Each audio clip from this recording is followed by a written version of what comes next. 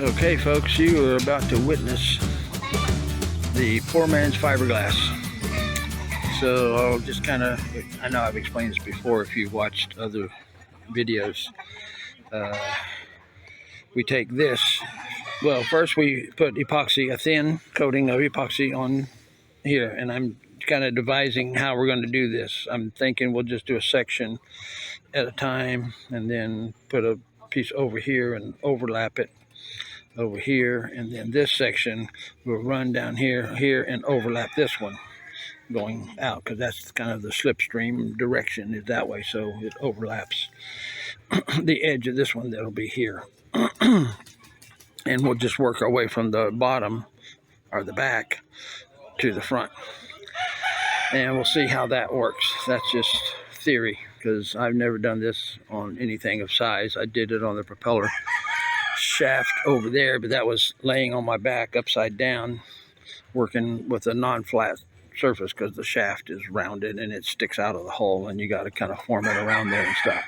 It looks okay, not pretty, but again, it's upside down on the bottom of the boat. Nobody sees it. This, I should have it smooth. So anyway, as I was explaining, I think I'm going to cut a piece about this wide. It's going to overhang here because I will wrap it around to the top side of here, and epoxy on the top of this here. So that, and it'll overhang here because I'm going to wrap it to the back of here. This is here and under here. So the thing is, we've got to epoxy smooth, get it all smooth and thin, and then put this, get this piece size right in, and then slide it, kind of squish it into the thin, and then let that kind of gel. Because that way, if we put more epoxy on there and it sticks and lifts up, it'll pull the net out of the epoxy that the base epoxy. So we don't want to do that. So we're going to let this gel and then work on this one and then work on that one in that direction. Go across that way and then across this way and across this way, one section at a time, and see how that unfolds. Okie doke. This is experiment test number one. We've cut this little sheet here, this piece, and it's going to go from here on the inside, under here, here, and down there.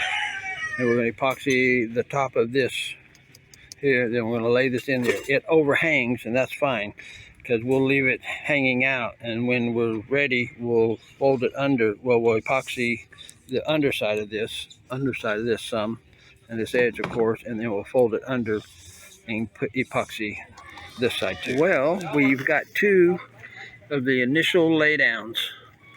So we put a very thin coat of epoxy on here, one that you can't see through, but deep enough that when you push this down, it has something to go into and adhere to.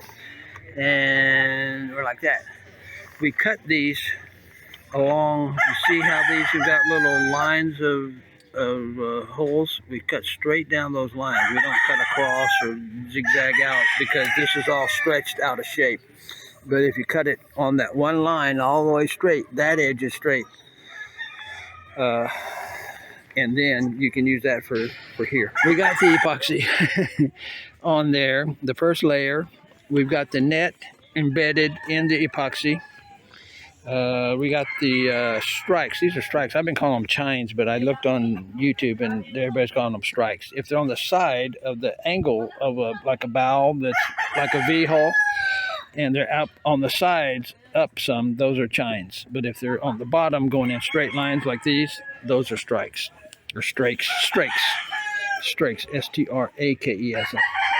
So anyway, we got the strakes, we got the technique down. It's a separate piece. The strake is a separate piece. This is a separate piece. What we did this one, this one, this one. Then we went back and did the strake and did the strake. And that seems to be the technique that certainly is working right now. I'm happy with it. So we're going to do the 3 strakes there. And then after that, we might I don't know. I'd like to complete this whole hull, but this took us a couple hours, 4:30 now. We did bring a light, so we can work at night if we need to do this, because it needs all the epoxy, in my opinion, and it's kind of according to every internet information, is it's better to put epoxy on wet epoxy than it is to put epoxy on dry epoxy. You're not going to get the same adhesion, and wet is going to blend in and be a complete mechanical bond, and otherwise it's just laying on there, kind of trying to glue itself to the next part. Hey folks, we are burning the midnight oil tonight, but what we're doing, we are epoxy. Well, this again is the poor man's fiberglass. Looks like carbon fiber, but it's not. It's a nylon fishnet with like about 1/8 inch holes, and we slather on the epoxy, then we lay it on there, and then we get it embedded in the epoxy, and then again, it's nighttime. It's, I don't know, I don't have my watch. What time is it, folks?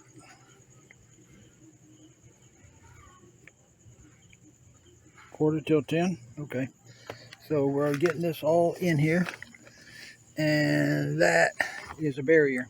It's a barrier against abrasion. Well, it's not done. We put, now that we've got this, the net is sandwiched in between 2 layers of epoxy. So now we're going to put the epoxy on here, and then that'll be a smooth deck. You shouldn't even see the fishnet showing up anymore.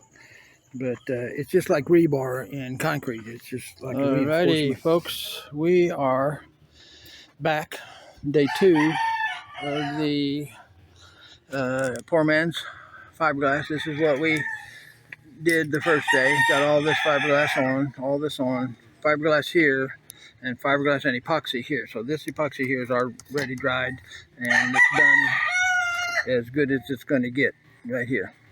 So today we, so far, in about an hour and a half from getting set up and everything and mixing epoxy and all that, we got all this one here pretty well smoothed out.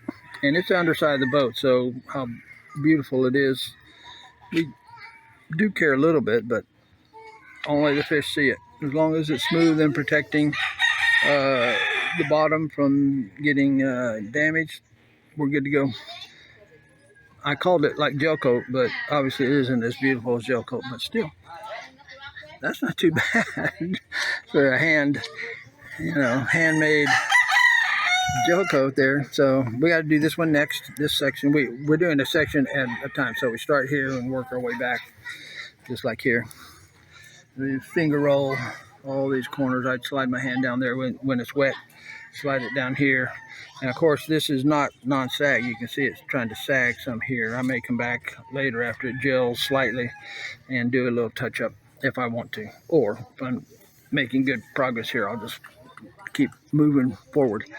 So we're done with not half, but more than half. Less than half, close to less than half, because this front end's kind of long here, so there's a lot of epoxy there. But this section's the same as all. These are 2 foot sections here. So there's 2, 4, 6 feet from here to there, and then this is the 4 feet to the tip, roughly. So we're back. We're gonna mix some more epoxy, and we'll be back with more with my Paradise on Italian Island. Paradise. Oh, okie doke, look at this. We are down to the front. We only got a little section here of the net to epoxy over. The back, half, 2/3, whatever, 3/5 is done. Pretty much. I can still go back there with a wet hand and smooth any, because this is not non-sag, and this epoxy will sag a little bit, but if it sags where I want it to, that's okay. I'll leave it alone. But if I need to touch up some after I'm done with this is not hand watered out and smoothed out. This is not smoothed out. This is just when I put the epoxy on here. And then after that, then I go back with wet hands and smooth it out. give it the human touch. And this part here, I'm putting a lot of extra epoxy on, because all this front here, when you go up on the beach, this is what hits the sand. This from this straight back to the ends of those strakes, those are going to be hitting the sand, and the back one, if it might be dragging in the sand too. So putting a little extra thick, maybe 3/16 or a little bit more epoxy on these strakes here. Anyway, I got to mix up some more epoxy and finish this half, so we'll be back with more. Our material didn't reach to the tip of the bow, but it's 2 inches short, and I don't care.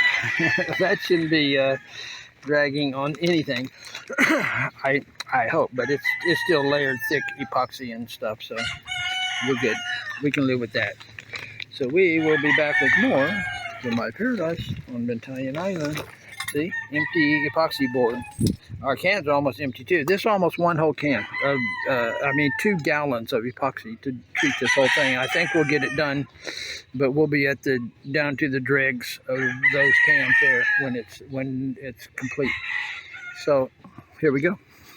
Paradise. Yeehaw, folks! We got one hull done with the epoxy, the poor man's fiberglass.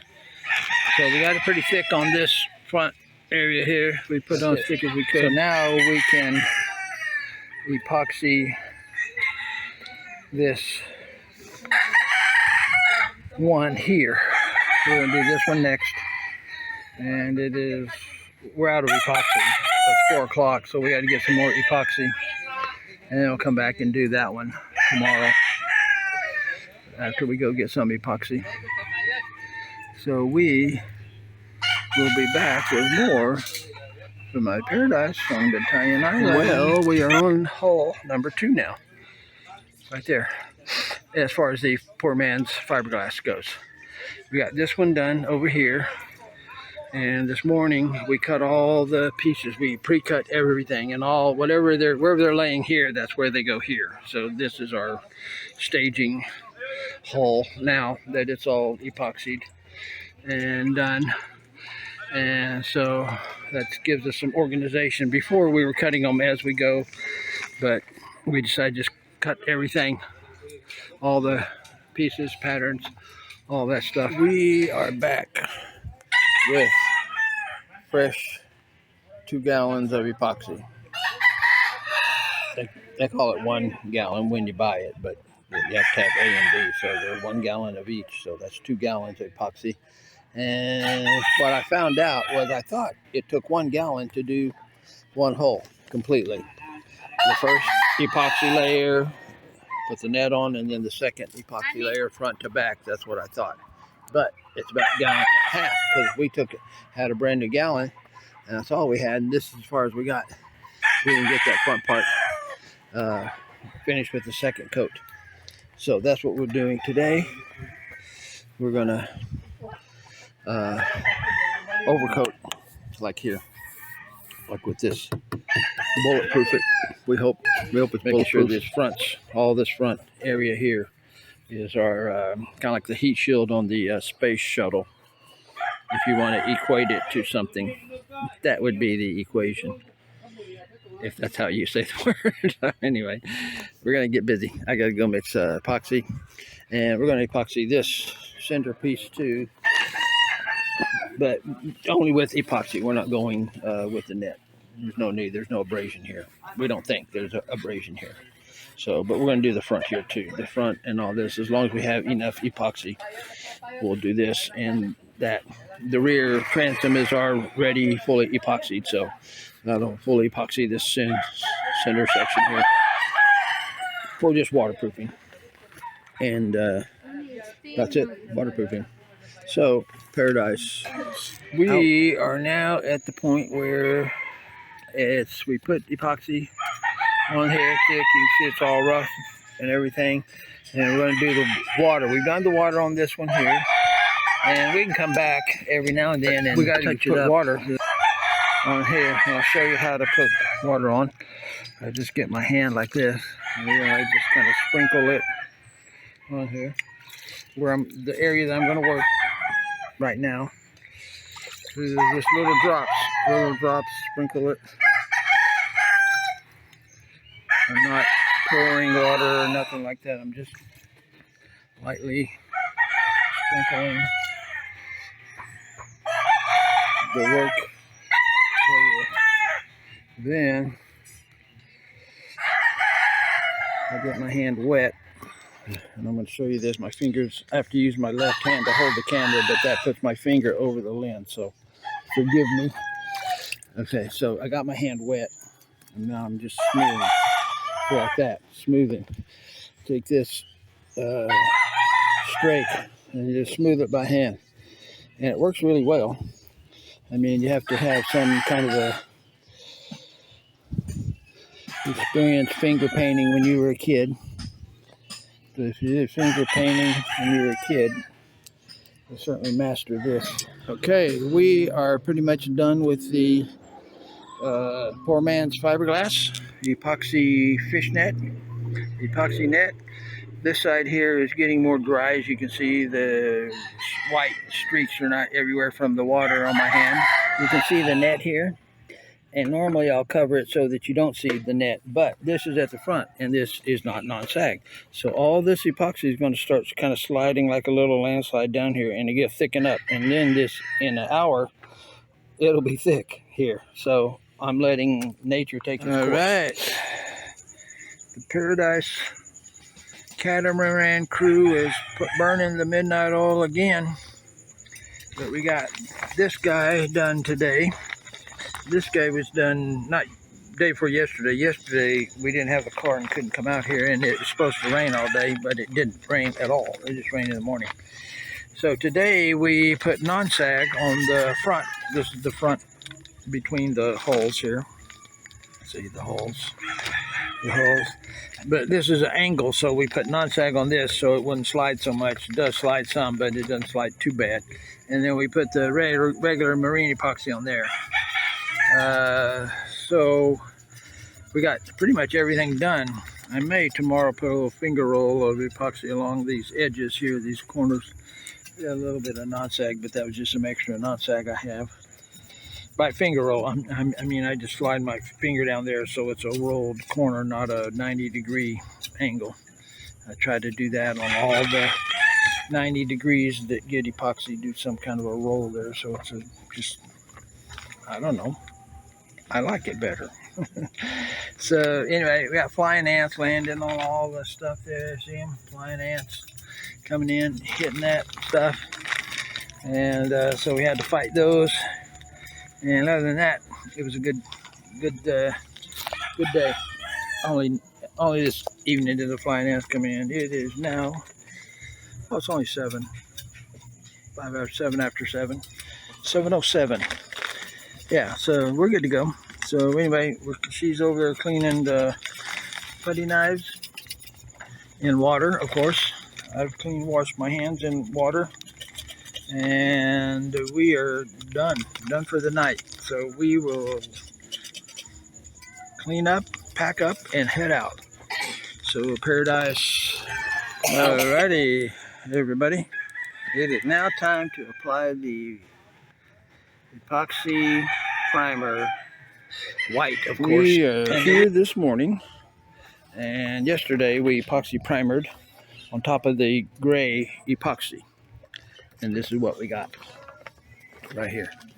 So we're all, the epoxy primer, again, you can buy it in different colors: gray, red, I think, maybe green.